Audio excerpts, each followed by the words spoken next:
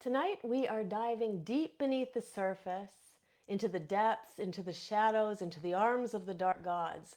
Now, we're not just going to be talking about healing, this is also a talk about transformation and about the powerful gods who walk with us through our own underworld. So, if you've been feeling the call to go deeper, then you are in the right place. So, merry meet. I'm Aislin. This is Ask Aislin. Tonight, I am here talking about shadow work and the dark gods. So, if you are joining us live, say hi in the chat. Let us know you're here. I see Rebecca has already joined us. Merry meet. And of course, if you're live, we have a Q&A at the end of the episode. I'll answer any questions that you have, so put them in the chat at any point. I'm also going to be watching the chat as we go. So we have a lot to talk about tonight. I'm going to dive right in, and I'm going to start by just explaining a little bit about why we're doing this episode this week. So a few weeks ago, I did an episode on the dark goddesses.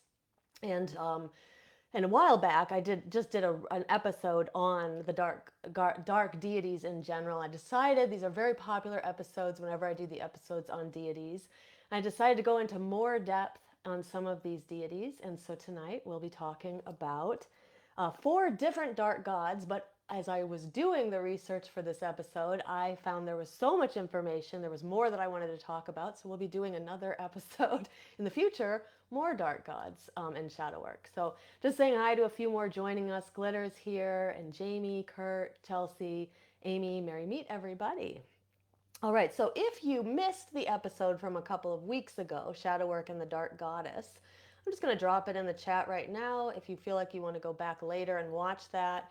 And if you are watching back in YouTube later on, this will be linked below the video as well. So during that episode, I talked about five different goddesses, Hecate, Inanna, Kali, Caradwyn, and the Kaliak, and how we can use them in our shadow work in different ways.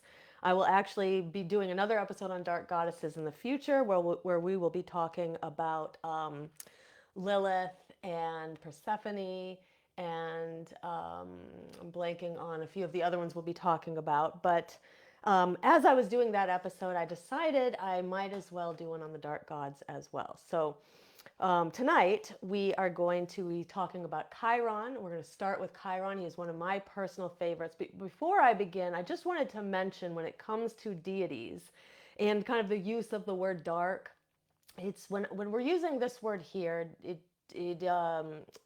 the way I am using this is dark deities are deities that can help us, that either are connected to the underworld in some way, deities that are connected to the mysteries or things that are veiled, and in particular, deities that are connected to our shadow work. So we'll be beginning with Chiron. Chiron is the wounded healer. He's one of my personal favorite deities to work with. We've worked with him once before in our Shadow Seekers membership. I'll tell you a little bit about what we did during that ritual at the end of kind of this segment of the episode. And I do have future plans to work with him as well. So Chiron is a centaur. He is half man and half horse, which makes him half divine and half mortal, half human. Now, he is the son of the Titan Kronos and the Oceanid, I'm always mess up her name, Philyra, I believe it is. Some pronunciations say Philyra online. Kronos was having an affair with Philyra, and Rhea, his wife, found out about this. She became enraged, like she usually does when he would have his affairs. And he hid from Rhea by changing himself into a horse. During that time, he had sex with Philyra. She got pregnant, and then when she finally gives birth to the baby is half horse. So Kronos has already disappeared. So Chiron is abandoned by his father.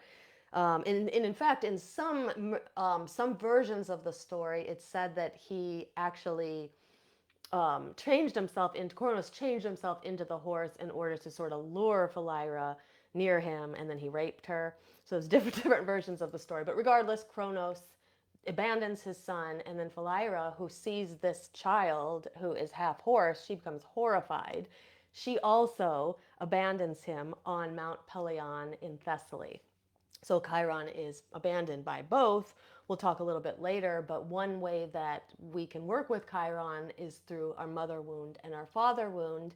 He definitely knows and can, we can connect to him in that way, knowing the abandonment wound that he suffered from those two abandonments. Now, fortunately for Chiron, eventually Apollo and I think it was Apollo who finds him first, comes across little baby Chiron, brings him to Artemis, and Apollo and Artemis then raise Chiron as as foster parents.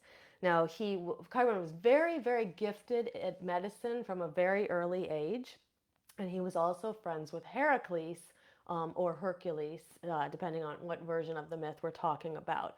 Now, during the fourth labor of Heracles, Heracles and Chiron, who are best buddies, ended up visiting the different centaur whose name was Pholus. And during this time, there's always these stories of the centaurs. The centaurs really like wine a lot. And so they were busting open these bottles of wine, and the scent of the wine on the air, it said, made the centaurs kind of they got in this frenzy, and they become frenzied.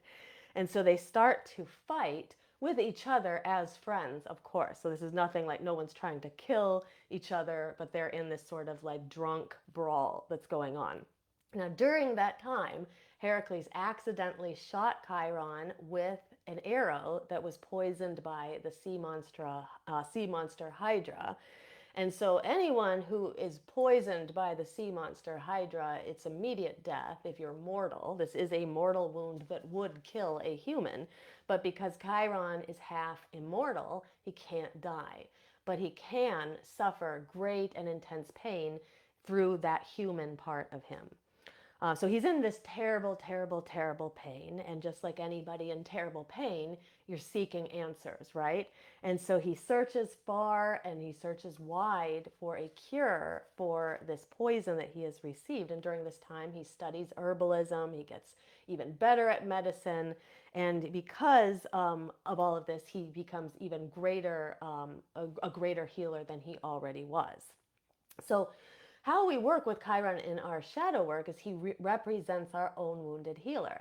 Now, in our Shadow Seekers membership, we've worked with him in kind of two different ways. We've worked with the planetary energy of Chiron, and in your astrological chart, everybody has a Chiron placement somewhere in their chart. And by studying that placement, you can learn more about your wound. So we all come into this world with some kind of a wound that, when healed, allows us to become a more efficient healer. So our healing of ourselves makes us better at healing others.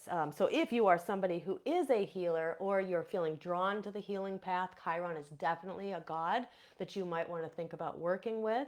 Kind of getting down into the depths of your own healing and your own wounds. And you could also think about working with your astrological chart and then learning more about where your Chiron is. Now, if you're in Shadow Seekers, we have all these workshops already in the membership portal. You can reach out to me if you can't find them. If you're not in Shadow Seekers, consider joining us because we're opening at the end of the week. Otherwise, you can also do some of this research on your own.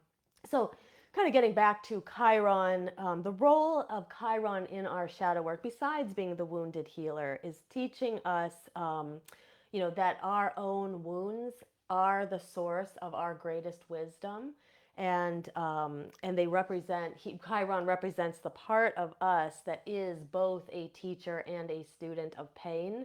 So when you study pain and you understand pain, you are better able to understand the pain of others. So the gifts that he provides us through that shadow work journey is compassion and more empathy for other people and the pain that other people are going through, transformation of our suffering.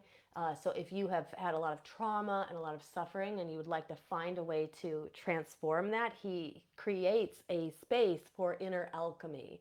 Really, which is what shadow work is all about. Carl Jung said shadow work is, the gift of it is transforming in things into gold.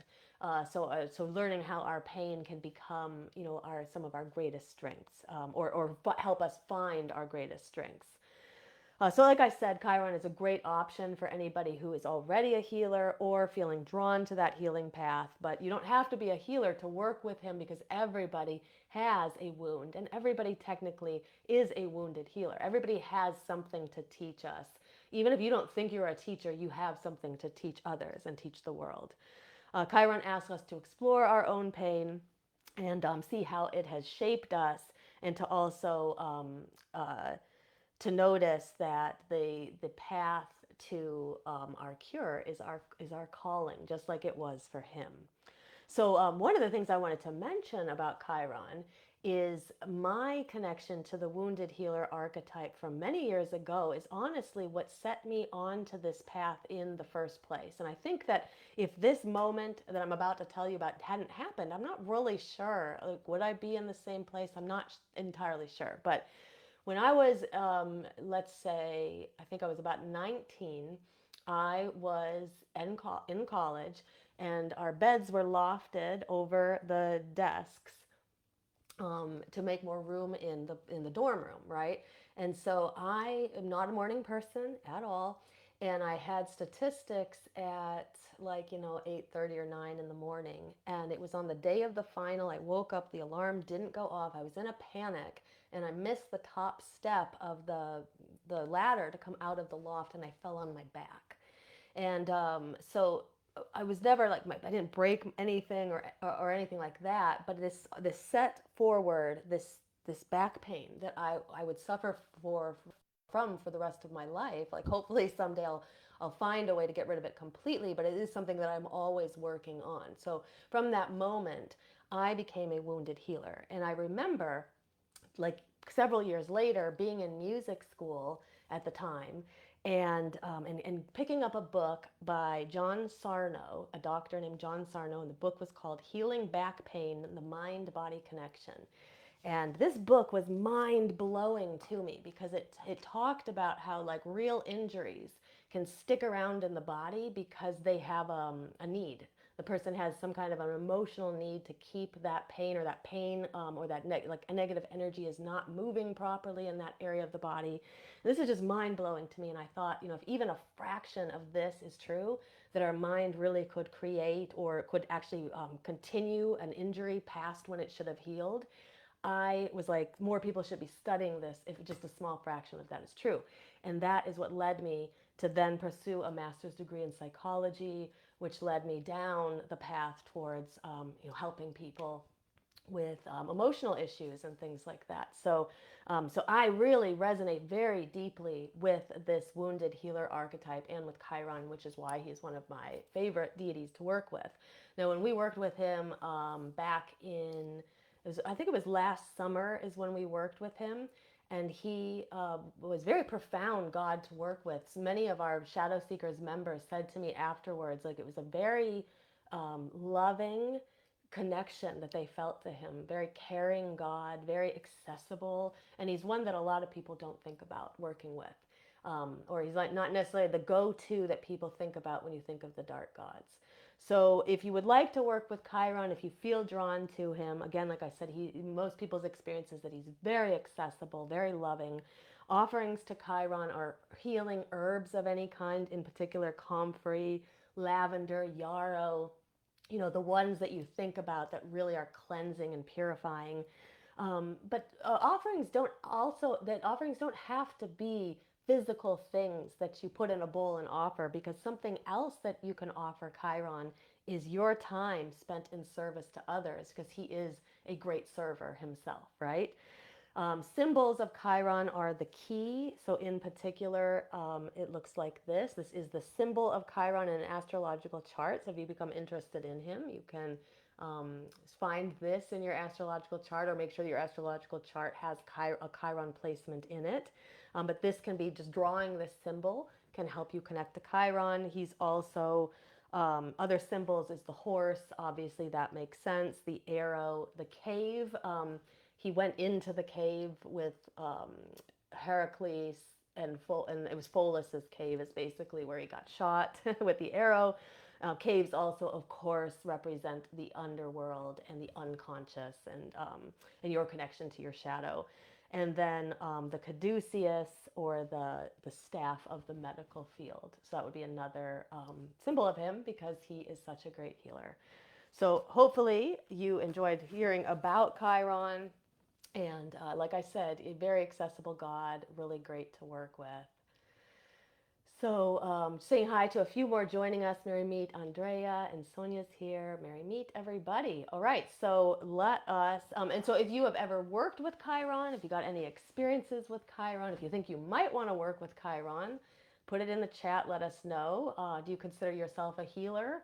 Do you consider yourself on the healing path? And, do you feel drawn to this kind of work? So let us know. And I'm going to move on in the interest of time. I've got 3 more to talk about. Let's move on. And we're going to talk about Poseidon. Mostly I'll be talking about Poseidon, but I will reference Neptune as the Roman version of Poseidon. So Poseidon is a god that I personally have not been connected to Poseidon, but I have been connected to Neptune for a great many years of my life. And I'll tell you a little bit about that at the end. But Poseidon is the Greek god of the sea, of earthquakes, and of horses. And so what's interesting is we're going to notice that actually a lot of the deities tonight are connected to horses. Here's that horse symbol once again. Now, Jung believed that horses were powerful archetypes of the unconscious. And we also know that horses have connections to the underworld. Sometimes horses are a part of the wild hunt that is meant to gather up souls that have gone astray or lost their way and help usher them to the underworld. Horses are seen in many myths as helping people reach the underworld. And when we think about what the underworld is from the perspective of a witch as a symbol, the underworld is our unconscious. So again, horses help us reach the unconscious. Now, one of the many myths of Poseidon is a powerful metaphor for our shadow work, so I want to share that with you tonight. So Poseidon's role in the fall of Troy, we're going to talk about how he was tasked with helping to build up the walls. So Poseidon and Apollo together were once punished by Zeus, who was always punishing different deities, and he punished them for something. And he gave them the task of serving the king of Troy. Now, during that time, the king of Troy asked them to build up the walls of Troy to prepare for the war. And when Apollo and Poseidon were finished with their job, they expected pay, and the king refused to pay them. So Poseidon becomes enraged. And I'm going to explain a little bit about my connection to Neptune a little bit later, but this definitely I resonate with. So Poseidon becomes enraged, and so he sent a sea monster to destroy the land. And there's other stories where Poseidon would be sending monsters or different things to destroy people who upset him, like in the Odyssey, Odysseus blinds Poseidon's son, the Cyclops. And so he sends sea monsters and all kinds of different things after Odysseus. So he's always kind of like rageful, right? And so he sends the sea monster to destroy the land and also to kidnap, I believe, the daughter of Troy, and or the daughter of the king of Troy. So what does this show us about our shadow work? So this myth really shows us what happens when our rage is unbridled, or even when we repress our rage. So you can think of your rage as like a wild sea monster, right? And our shadow work helps us to name and address that rage or that pain or those negative emotions inside of us, so that we don't have all of that building up inside of us that eventually explodes out of us like that crazy sea monster or an earthquake or something like that actually is going to hurt potentially us and other people. So our shadow work, if we can remember that those feelings need to find outlets, they need to find introspection, so we can decide where they come from and gain more insight into them and gain more power over them. Poseidon's real role in our shadow work is helping us rule over our emotional depths. The water inside of us is our emotions, right? That's the element that's connected to our emotions.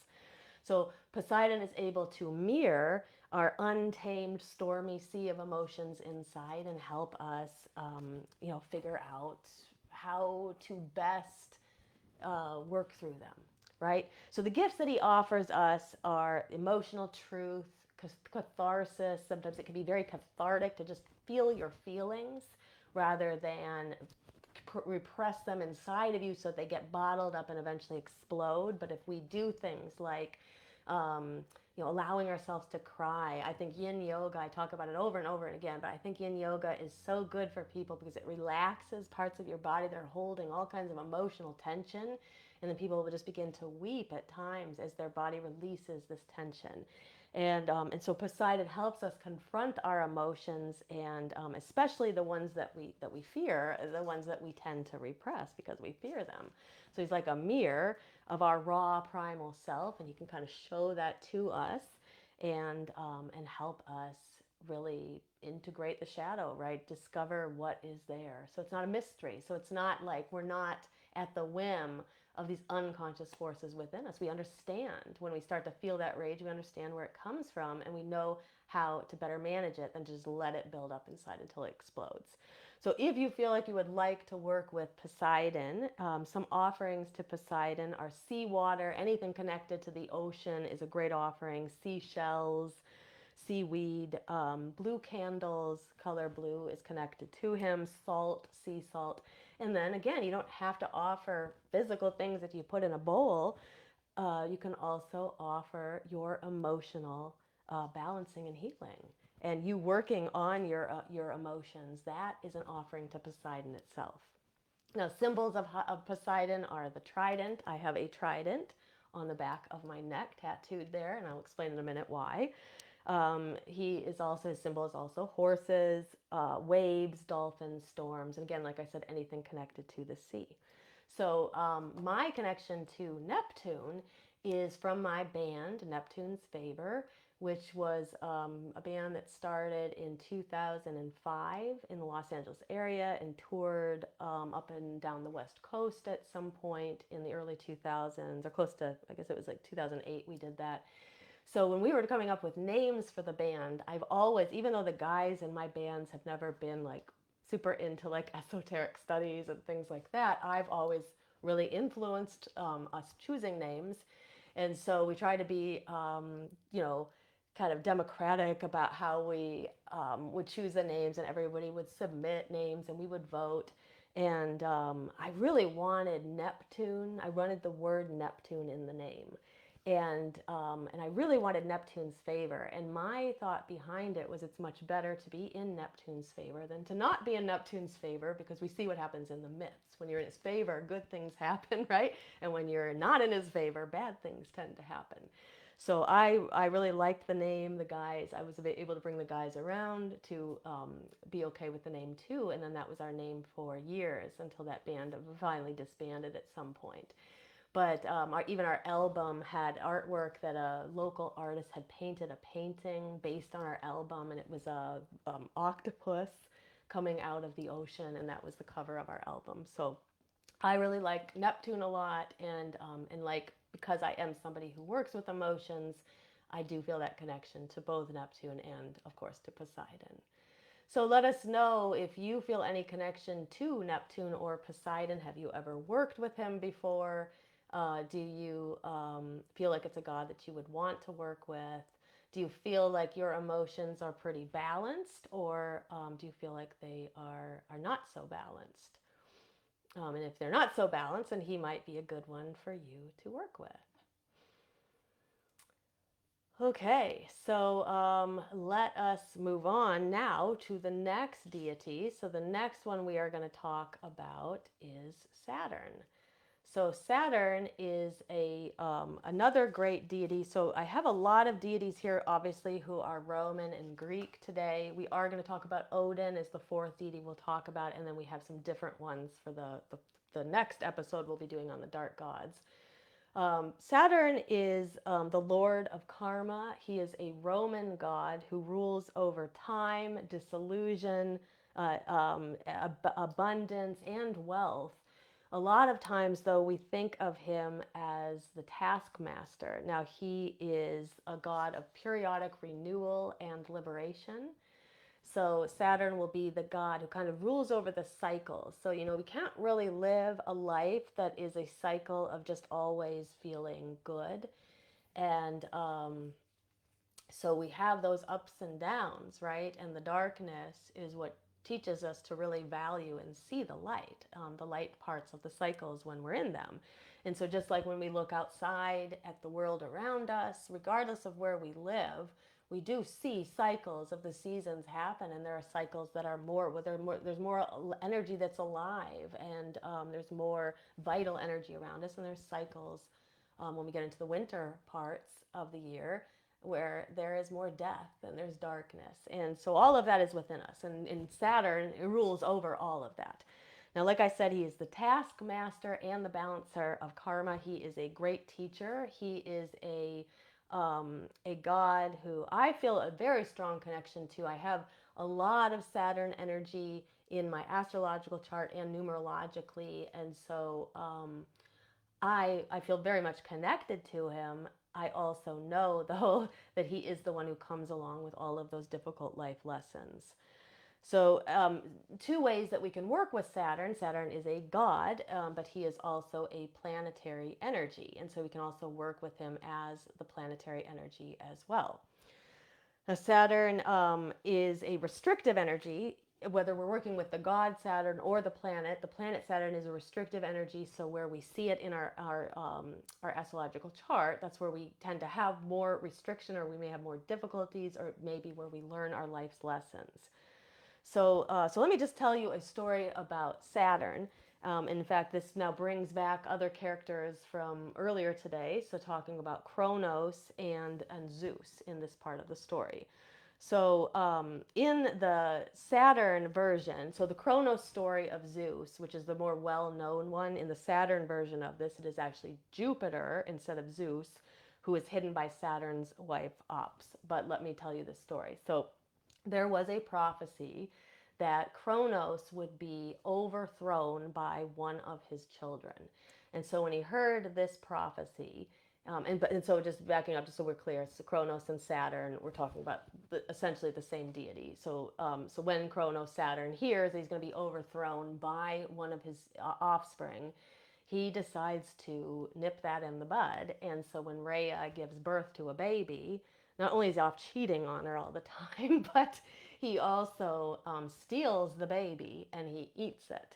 And so there's even there's paintings that people have done of Kronos eating his children. And so he eats them one by one. And these are all of the Olympian gods that you know and you love. And so eventually the story says that along comes Zeus, who is the last of the children. And Rhea has had enough of this, and she's like, I'm not going to allow him to eat Zeus. So she takes a big stone and she wraps it in swaddling clothing. And so when Saturn, like, she's sort of there, like, with this rock wrapped up in the blankets and everything. And so Saturn grabs it, or I should say Kronos in this version of the story grabs it. He eats it down, and he thinks he's eaten all of the children, right? So time goes on, and Zeus is actually not dead. Eventually he comes back as an adult and he confronts Saturn, and eventually he makes Saturn vomit up all of the children that he's eaten. So out come all of the Olympians and our Olympian gods and goddesses.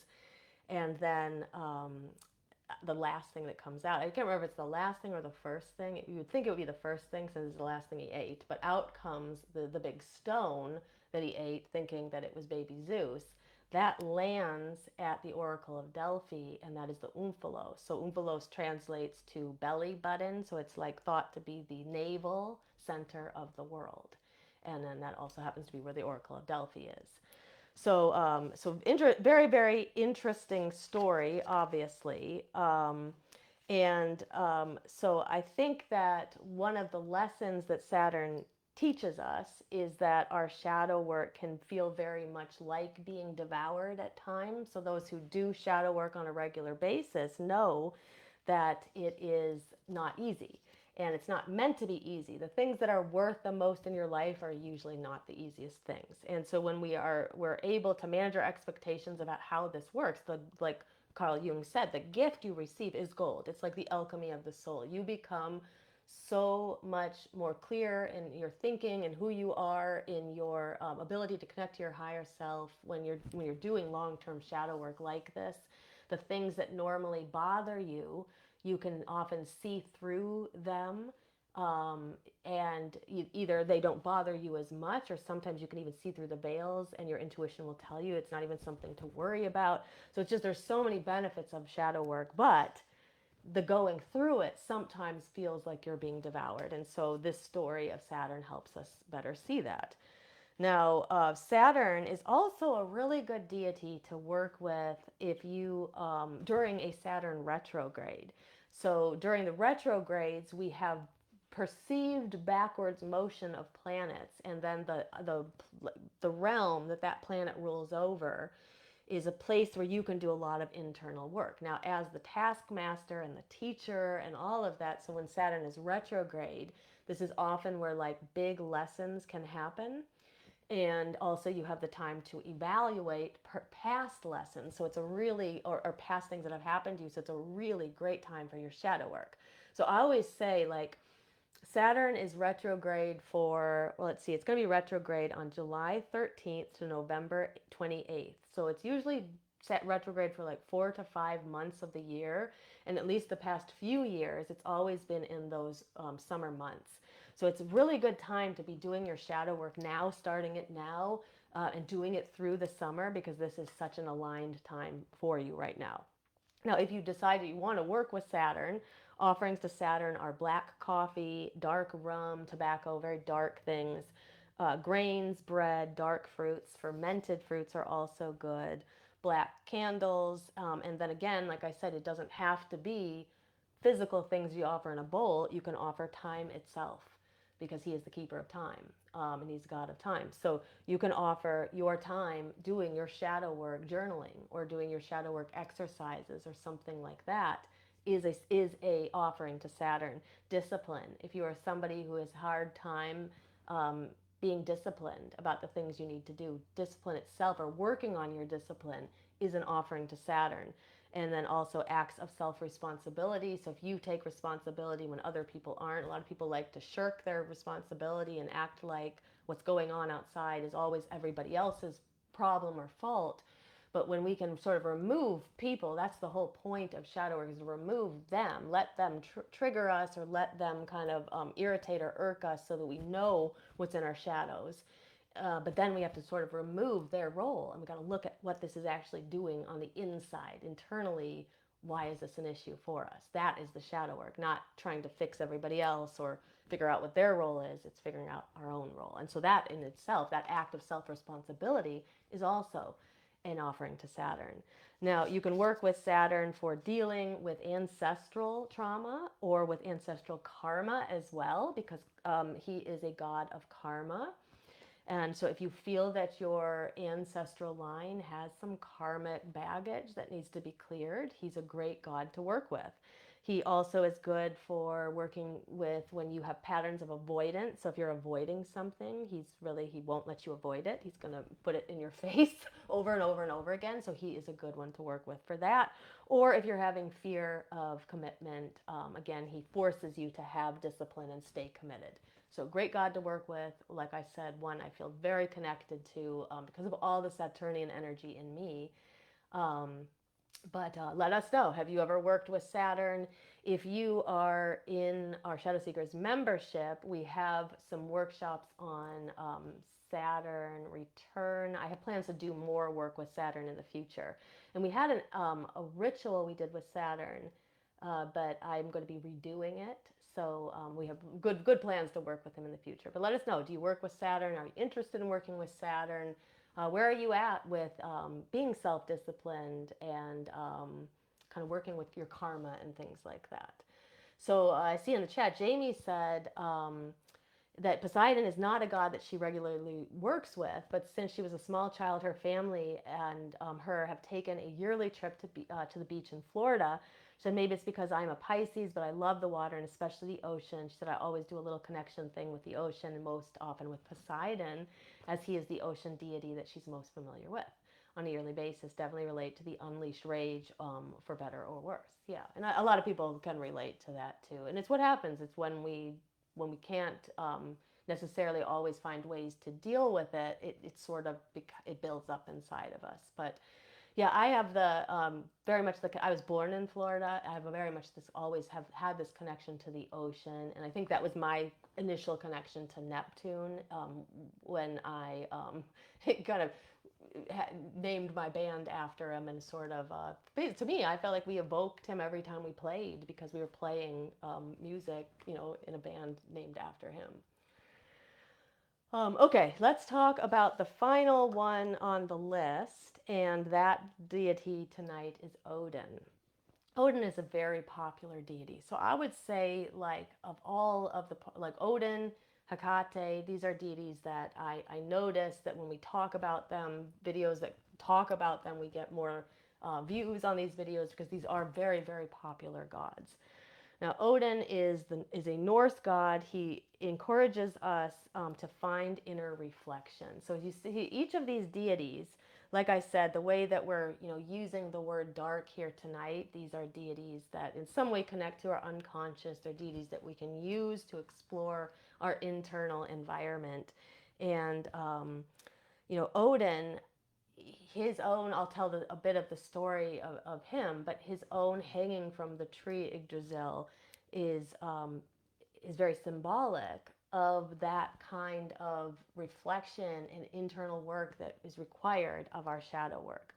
Now, Odin sacrifices himself on the tree of Yggdrasil, so it's important to note that it's not like somebody did this to him and hung him. So, like in the story of Inanna, Inanna goes down into the underworld to face her sister Ereshkigal, and when she gets there, she does everything she's supposed to do to get there, and then Ereshkigal is still enraged, and she strikes her down and hangs her. So, Inanna's hanging is not necessarily of her own will.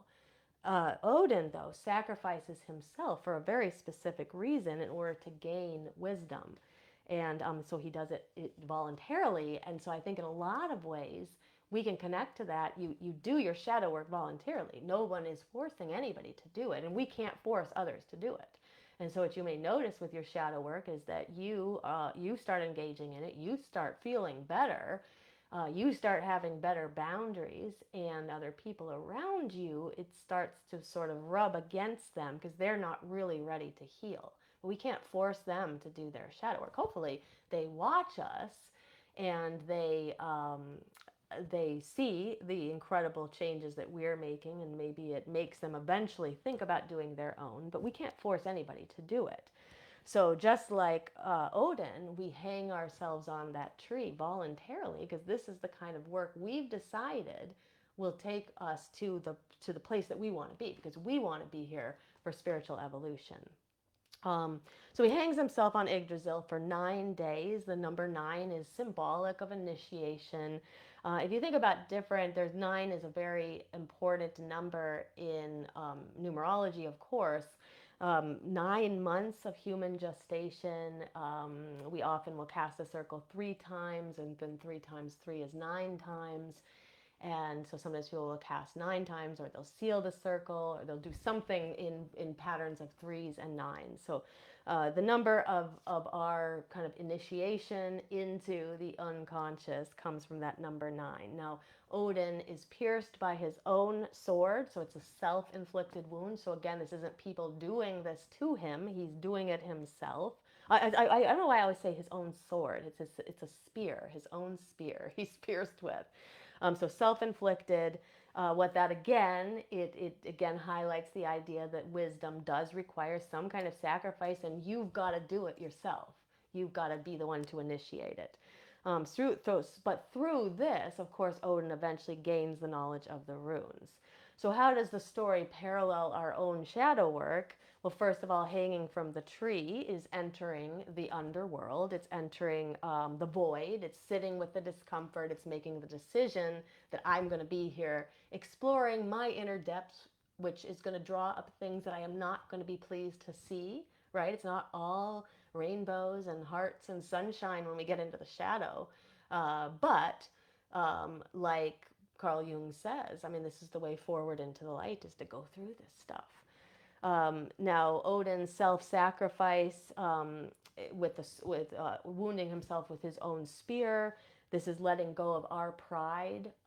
We have to be able to let go of our pride to really be able to face our shadow truly, right? We have to let go of our mask, that persona that we wear, that is all those likable qualities we show to everybody. We got to take that off. There's no reason to hide from ourselves, right? And we got to do the hard work, and so that is what the sacrifice is all about. Now, many of the stories, well, he didn't eat. There was no food for Odin during those 9 days, so he lacks nourishment. So that this is symbolic of us removing distractions from life so that we can face those inner truths. He hangs upside down as well from his foot in many stories. So he's looking downward. So this is facing our buried trauma and all of our buried wounds that are deep beneath the surface, our pain and our fear. And then, of course, at the end of the story, he receives the wounds, which is gaining insight from the shadows at the very end. And that's the promise at the end of the shadow work. Now, also remember, it's cyclical. It can be cyclical work, and it's not a one and done thing. So you don't just hang on the tree like Odin and you do like one kind of bit of shadow work and you're like, okay, I'm done with shadow work for life. It really is a continuous process. Those who engage in this, who decide that this is the type of work they want because they want to evolve spiritually, they know that you do periods of this work, and then you're not doing it in kind of the middle, and then you're doing another period of it, and it comes in cycles. So Odin challenges us to seek the truth above all else, at all costs, even if it means letting go of comfort, of certainty, and of our identity, which is hard for a lot of us to do. We want to know that things are going to be okay. We want to know that it's going to work out. And the reality is, if you really truly do trust your higher self, and you really do believe that you have this part of you, that soul, that higher self that goes beyond this life, well, what are we afraid of, right? It's easy to say this, of course, but that is, letting go of the comfort, letting go of the uncertainty, knowing that at the end, the journey will be okay. Offerings to Odin: mead. He loves mead. Runes carved into wood or stone. Poetry. And then, of course, you don't have to offer something physically in a bowl. Sacrifice of any kind is a great offering to Odin because he sacrificed on the tree.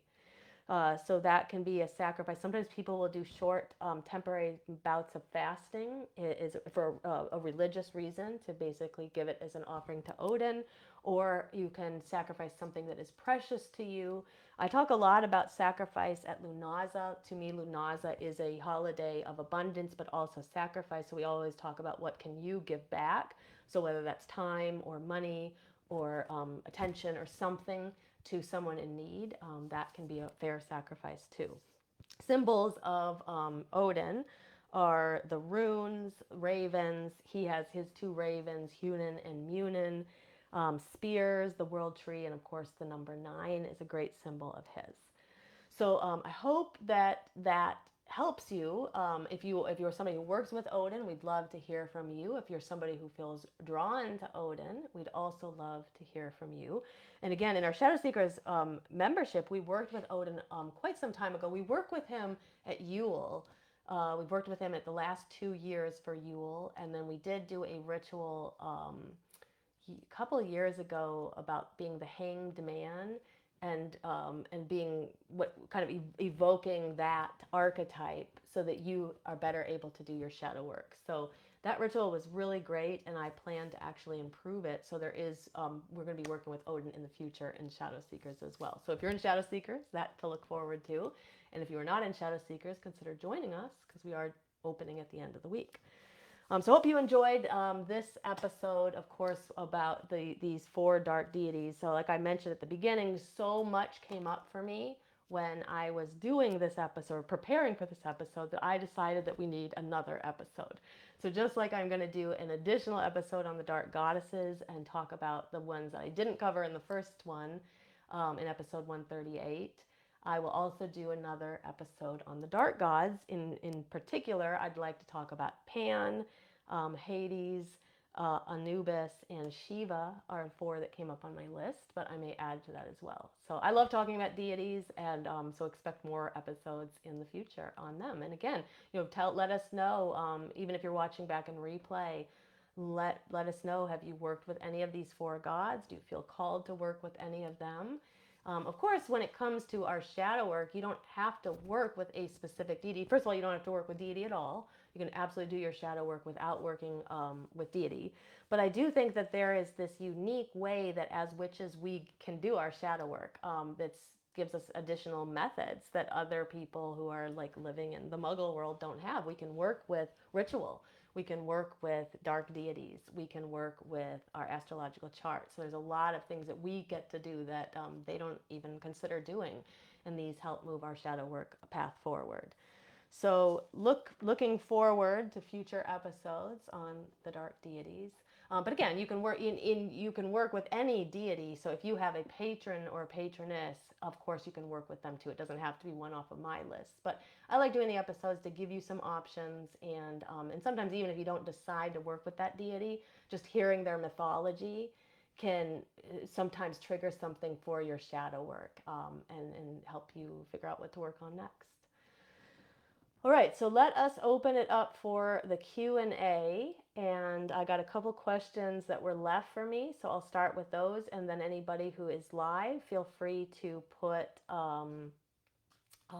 in the chat anything that you're wondering about. It doesn't have to be about shadow work or dark deities. It can be about anything related to witchcraft, energy work, shadow work. So Sonia says, Odin encourages truth above all else.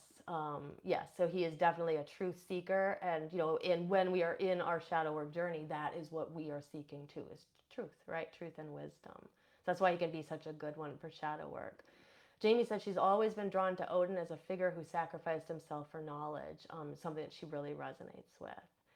And saying hi, Erin is also here, and you are welcome. So let me start with these 2 questions I've got here. And again, like I said, put it in the chat if you've got others. So the first question is from Maria, and she said, what do you think of lights that are flickering? So this is a really good question. And so I've got a couple of thoughts on this. And so my thoughts on lights that are flickering is just like any phenomenon in the world, there can be magical explanations or spiritual explanations, and there can also be mundane ones. And so one of the things that I always talk about, like in a self-belief practice, is that when you're kind of looking at something and you're trying to determine whether this is a spiritual sign or a synchronicity or something, or it has a spiritual explanation, I always tell people to try to go with your gut. And if gut isn't where you feel your intuition, try to go with your intuition. What does your intuition tell you? Does your intuition tell you that there's more to the flickering lights than just something physical, right, or material? And if your intuition says yes, then what I say when you're really working on self-belief is to go with that explanation until something proves you wrong. And sometimes something will prove you wrong, because then the light will just go out and it's a bad light bulb. So here's what I would say. So let's say the lights are flickering, and I think to myself, so first of all, here's a couple of explanations of what light flickering could be from a more spiritual perspective. So I have always felt that lights flickering can be a connection to salamanders. So the elementals of fire are known to influence lights. So if somebody's lights start flickering, that would always be a thought of mine. Perhaps there are salamanders kind of playing around the area. We have neighbors who the light is always like flickering in these crazy erratic ways, and the light bulb never, ever, ever goes out. It's not like it's a bad light bulb. And so I've always felt that like those are salamanders. I've sensed that energy kind of in that area. There was a big lightning bolt, was it last winter, that was drawn to that area and actually hit the power line right out here. And so I do think that the salamanders are back there. Now, another explanation for lights flickering could also be spirits will sometimes use flickering lights as a method of communicating and letting people know that they're present, that they're there. So those would, to me, would be two good explanations from a spiritual perspective, or a metaphysical perspective of what is going on. Now, if you sort of get this sense, like I think it's salamanders, like I felt like out there, and then all of a sudden, like within just a minute of me thinking that, or a few minutes or an hour, and then the light goes out, it's probably a better explanation that the light was flickering because it's just on the way out, and maybe it's just a physical explanation.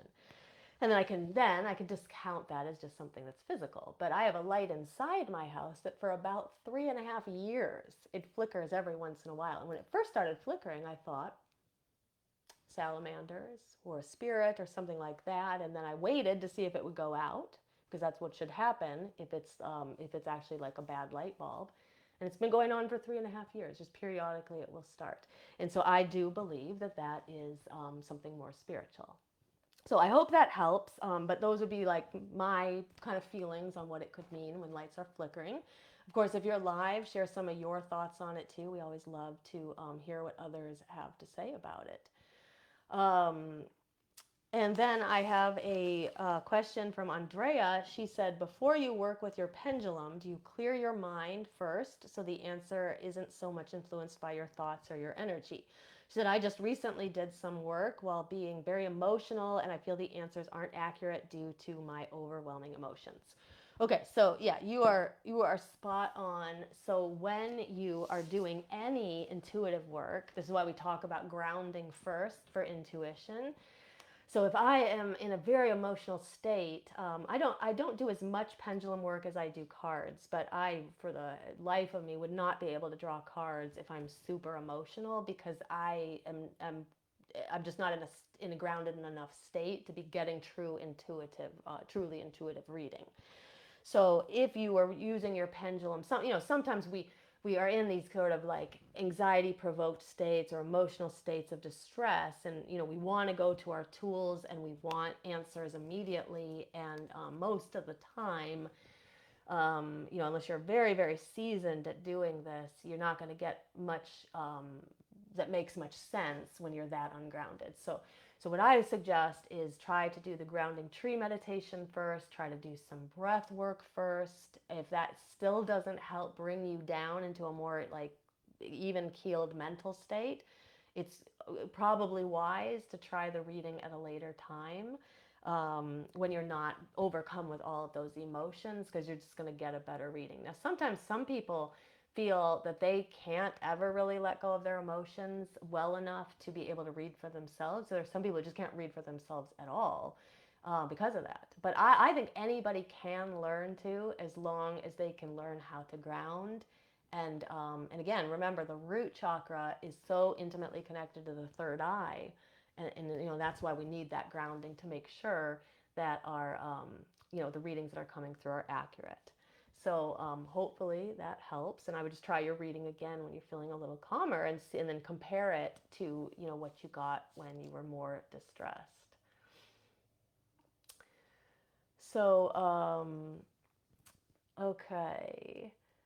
So Chelsea said she feels connected to Odin as a poet. She said, I wrote a poem with the title of one of his epithets a few years ago, which is an e-magazine. Cool. Eternal Haunted Summer. That's cool. And yeah, it's I love art as an offering to deities, and what a great offering to him.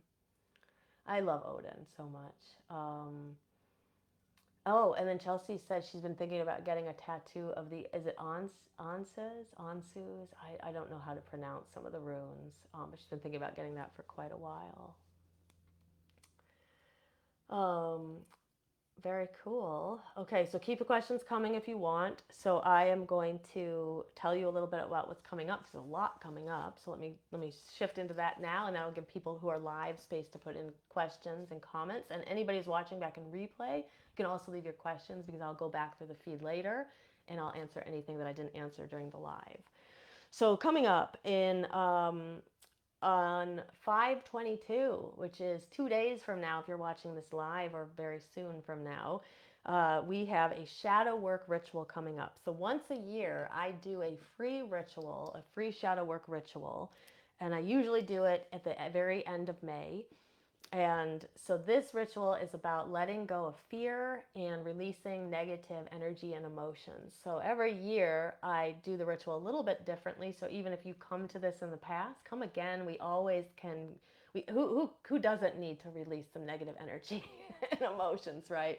And especially with the world and everything that's going on now, we carry a lot of this, even if we feel that we're not, we carry a lot on our shoulders. And so this ritual is designed through some energy work.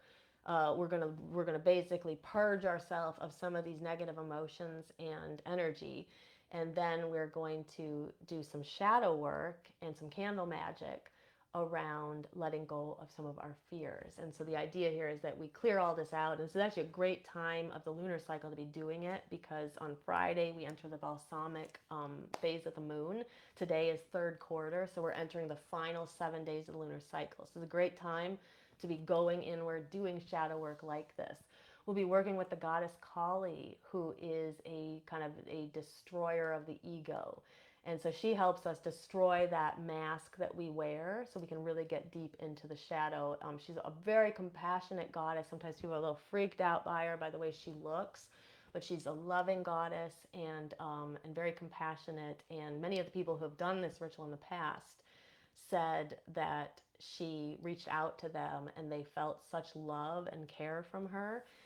Sometimes people will who have had mother wound issues or had some abandonment from their own physical mother, actually feel this mothering energy from Kali. She is a great mother, Kali Ma.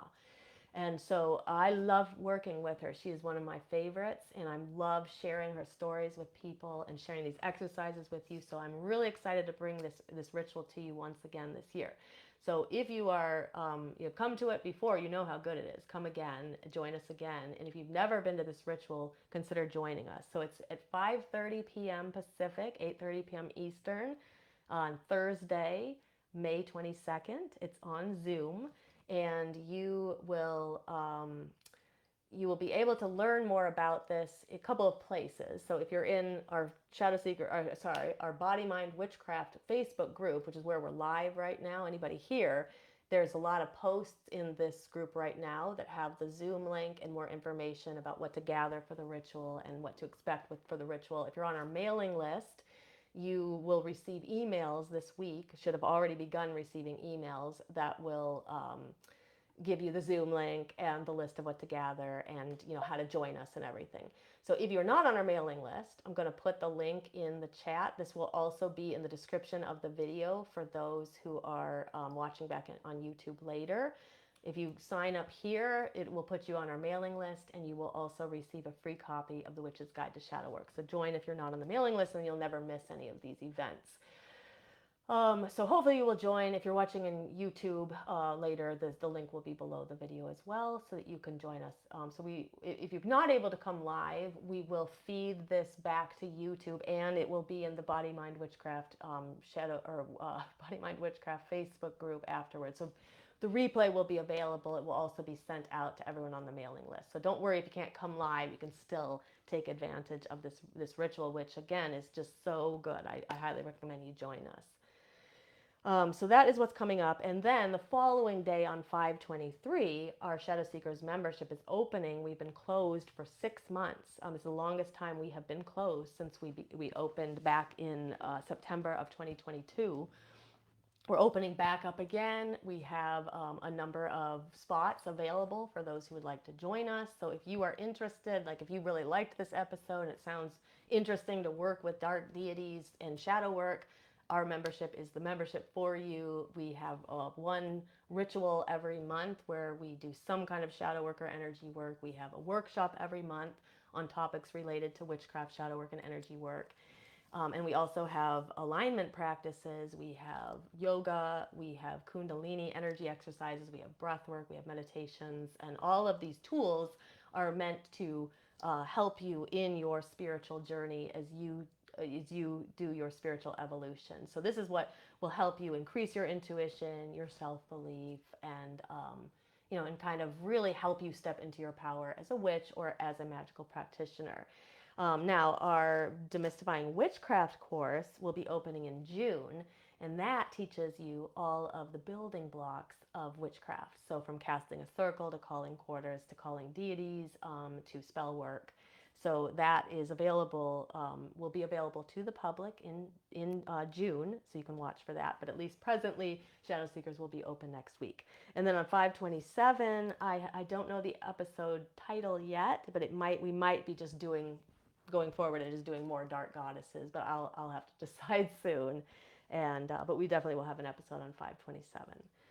So I hope to see some of you on in 2 days at that ritual, and it's always so great to see so many people come out live. Here Glitter said she's the opposite. Her emotions make her workings more successful. Yeah, so everybody has to learn how they are, and so some people it's like if they get kind of tapped into that emotional groove, then their workings actually are more successful. So it's important to understand how we each operate differently. Okay, so any other questions, comments, put them in the chat, and I will go back and answer everything later.